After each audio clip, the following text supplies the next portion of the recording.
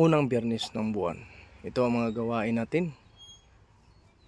Pag-prepare ng bao sa mata, isang bibig, at ang libon na bao. At kukuha din ng mga halaman tulad ng baging na may krus upang maihalo isangkap natin sa paggawa at paglikha ng lana. Ito pong tagapaglingkod niyong karunungan ng Diyos, Ikitinet Martial Arts. Ang totoong pangalan, Richel Arca Bungkal.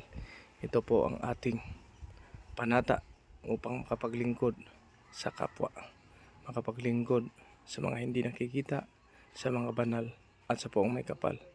Ito ang pagkuha natin sakripisyo para makabahagi tayo sa mga taong nangangailangan.